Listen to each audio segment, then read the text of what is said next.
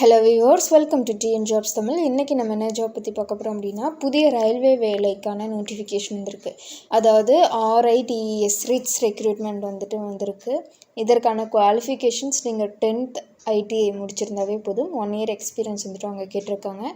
சம்பளம் பொறுத்தவரைக்கும் starting salary 25,000 வரைக்கும் அவங்க ஆஃபர் பண்ணுறாங்க. ஃப்ரெஷர்ஸ் அப்ளை பண்ணிக்கலாம். இது முழுக்க ஒரு central government job. Last date of application இந்த மாதம் 19ஆம் தேதி வரைக்கும் டைம் இருக்குது. ஸோ எலிஜிபிளாக இருக்கீங்க அப்படின்னா மறக்காமல் அப்ளை பண்ணுங்கள். எந்த ஒரு நோட்டிஃபிகேஷன் அப்ளை பண்ணுறதுக்கு முன்னாடியும் அந்த நோட்டிஃபிகேஷன் PDF ஃபுல்லாக கோ த்ரூ பண்ணணும். அப்படின்னா தான் நம்மளால் மிஸ்டேக் இல்லாமல் டைப் பண்ண முடியும். ஸோ அந்த நோட்டிஃபிகேஷன் PDF நான் ஃபுல்லாகவே சொல்லியிருக்கேன். வீடியோவை ஃபுல்லாக ஸ்கிப் பண்ணாமல் பாருங்கள். இம்பார்ட்டன்ட் இன்ஃபர்மேஷன்ஸ் எல்லாமே நான் அதில் இன்க்ளூட் பண்ணியிருக்கேன்.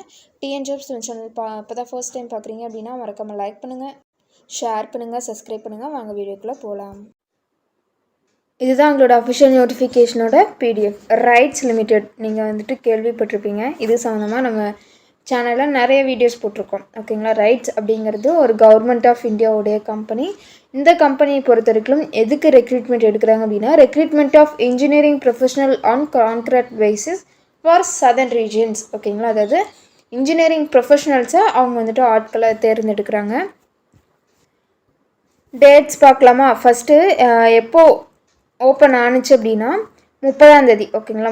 30 ஓப்பன் ஆணுச்சு. லாஸ்ட் டேட் ஆஃப் அப்ளிகேஷன் எப்போ அப்படின்னா 19ஆம் தேதி. அதாவது இந்த மாதம் 19ஆம் தேதி வரைக்கும் டைம் இருக்குது. ஒரு ரிட்டன் டெஸ்ட் அவங்க கண்டக்ட் பண்ணுவாங்க. அந்த ரிட்டன் டெஸ்ட் என்றைக்கு நடக்கும் அப்படின்னா 24ஆம் தேதி நடக்கும் அப்படின்ட்டு அவங்க மென்ஷன் பண்ணியிருக்காங்க. இப்போ போஸ்ட் வேக்கன்சிஸ் இதெல்லாமே பார்த்துடலாமா. ஃபர்ஸ்ட் வேக்கன்சி என்ன அப்படின்னா சைட் அசஸர். இந்த போஸ்ட்டுக்கு URல 5 வேக்கன்சிஸும் OBC நான் க்ரீமி லேயருக்கு 1 வேக்கன்சியும் டோட்டலாக 6 வேக்கன்சிஸ் அவங்க சொல்லியிருக்காங்க. வயது வரம்பை பொறுத்த வரைக்கும் மேக்ஸிமமாக அதிகபட்சமாக 40 வயசு இருக்கணும். அதாவது 40 வயசுக்குள்ளே இருந்தீங்க அப்படின்னா நீங்கள் எலிஜிபிள். எந்த டேட் படி அப்படின்னா 19/5/2025 இந்த டேட் படி உங்களுக்கான வயது 40 வயதுக்குள்ளே இருந்தீங்க அப்படின்னா நீங்கள் eligible. Minimum qualifications and experience அவங்க வச்சுருக்காங்க. குறைந்தபட்சம் நீங்கள் கல்வி தகுதியாக என்ன வச்சுருக்கணும் அப்படின்னா மெட்ரிகுலேஷன் 10th பாஸ் பண்ணியிருக்கணும், ப்ளஸ் ITI முடிச்சிருக்கணும். அந்த ITIயில் என்ன டிபார்ட்மெண்ட் வேணாலும் இருக்கலாம். Electrical, electrician, power distribution, electrician mechanics, instrument mechanics, technician power electronic system, electrician இதில் நீங்கள் எனி ITI முடிச்சிருக்கலாம்.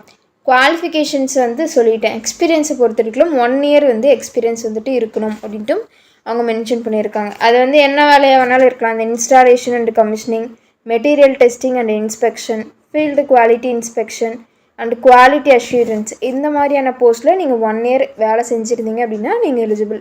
ஓகேங்களா. எஜுகேஷ்னல் குவாலிஃபிகேஷன்ஸ்க்கு அவங்க ஒரு சின்னதாக ஒரு நோட் மாதிரி கொடுத்துருக்குறாங்க. மார்க்ஸு உங்களோட அகாடமிக் இயரில் கம்யூனிட்டி வைஸ் எவ்வளோ மார்க்ஸ் எடுத்துருக்கணும் அப்படின்னா SC ST OBC நான் க்ரீமி லேயர் PWBD இவங்க எல்லாருமே மினிமமாக 50% ஆஃப் மார்க்ஸ் வச்சுருக்கணும் அப்படின்ட்டு அவங்க மென்ஷன் பண்ணியிருக்காங்க. ரிசர்வ்டு கேட்டகரி இருக்கீங்க அப்படின்னா அவங்க 45% ஆஃப் மார்க்ஸ் நீங்கள் வச்சுருக்கணும். பீரியட் ஆஃப் ட்ரைனிங் அதாவது நீங்கள் ஒரு கம்பெனியில் ட்ரைனிங் எடுத்திருப்பீங்க. அதை அவங்க எக்ஸ்பீரியன்ஸாக கன்சிடர் பண்ணிக்க மாட்டாங்க. நீங்கள் போய் ஒர்க் பண்ணியிருக்கணும் அப்படின்னா மட்டும்தான் அவங்க கன்சிடர் பண்ணிப்பாங்க. ஓகேங்களா. அந்த எக்ஸ்பீரியன்ஸ் எப்போ கால்குலேட் பண்ணுவாங்க அப்படின்னா, எந்த டேட் வச்சு கால்குலேட் பண்ணுவாங்க அப்படின்னா 19ஆம் தேதி வச்சு கால்குலேட் பண்ணுவாங்க. 1 year நீங்கள் ஒர்க் பண்ணியிருக்கீங்களா அப்படின்ட்டு. இப்போ பார்த்தோம் அப்படின்னா செலெக்ஷன் ப்ராசஸ் எப்படி இருக்கும் அப்படின்னா, மொத்தமாகவே அவங்க ஒரு 25 கொஷின்ஸ் இருக்கும். அப்ஜெக்டிவ் டைப் கொஷின்ஸ் தான். ஓகேங்களா. அது ஒவ்வொரு கொஷினுக்கும் ஒவ்வொரு மார்க் கேரி பண்ணுவாங்க. அது மொத்தம் எவ்வளோ நேரம் நீங்கள் எழுதுவீங்க அப்படின்னா 2.5 மணி நேரம் நீங்கள் எழுதுகிற மாதிரி இருக்கும். ஓகேங்களா. எந்த ஒரு நெகட்டிவ் மார்க்கிங்கும் கிடையாது. There will be no negative marking system அப்படின்ட்டு அவங்க மென்ஷன் பண்ணியிருக்காங்க. நீங்கள் இன்கரெக்ட் ஆன்சர்ஸை டிக் பண்ணியிருந்தாலுமே டெடெக்டட் மார்க்ஸ் அவங்க டெடெக்ட் பண்ண மாட்டாங்க. ஓகேங்களா. கேண்டிடேட்ஸ் PWBD கேட்டகரியாக இருக்கீங்க அப்படின்னா அவங்களுக்கு காம்பன்சேட்ரி டைமாக 50 நிமிஷம் அவங்க எக்ஸ்ட்ரா தருவாங்க. Only for PWBD candidates. Minimum qualifying மார்க்ஸை நீங்கள் எவ்வளோ அப்டைன் பண்ணியிருக்கணும் அப்படின்னா UREWS அந்த கேட்டகரியாக இருக்கீங்க அப்படின்னா 50% எடுத்துருக்கணும். ஓகேங்களா. And SC ST OBC non creamy layer PWBD கேண்டிடேட்டாக இருக்கீங்க அப்படின்னா 45% ஆஃப் மார்க்ஸ் வந்து நீங்கள் எடுத்திருந்தால் போதும்.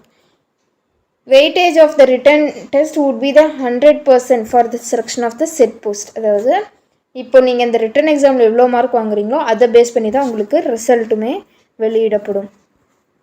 அந்த ரிட்டன் எக்ஸாமோடைய சிலபஸ் வந்து இங்கே கொடுத்துருக்குறாங்க. ஓகேங்களா, வேணும்னா ஸ்க்ரீன்ஷாட் பண்ணி வச்சுக்கோங்க, யூஸ்ஃபுல்லாக இருக்கும் டெஸ்ட்டுக்கு.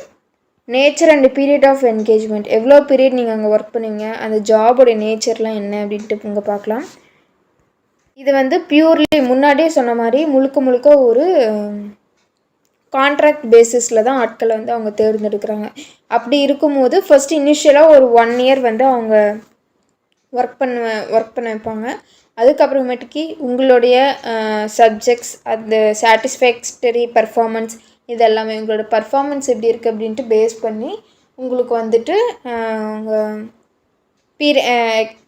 ஒர்க்கிங் பீரியட் வந்துட்டு எக்ஸ்டெண்ட் பண்ண சான்சஸ் இருக்குது. ஓகேங்களா, செலக்ட் ஆகிற கேண்டிடேட்ஸ் எங்கெங்கெல்லாம் வந்து போஸ்டிங் போடுவாங்க அப்படின்னா, கர்நாடகாவில் எங்கேனாலும் போடுவாங்க, தமிழ்நாட்டில் எங்கேனாலும் போடுவாங்க, புதுச்சேரியில் எங்கேனாலும் போடுவாங்க, கேரளா, ஆந்திர பிரதேஷ், தெலுங்கானா, லக்ஷதீப், இதில் வந்துட்டு எங்கேனாலும் போடுவாங்க. இந்தியாவில் எங்கேனாலுமே போடுவோம் அப்படின்ட்டு அவங்க மென்ஷன் பண்ணியிருக்காங்க.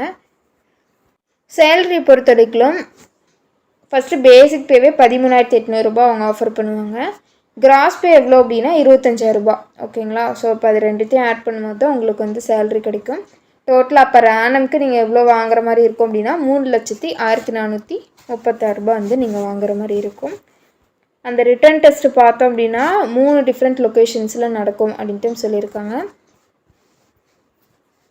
எங்கெங்க அப்படின்னா டெல்லி, பெங்களூர், ஹைதராபாத். ஓகேங்களா, இந்த மாதிரி இடத்துல வந்துட்டு நடக்கும்.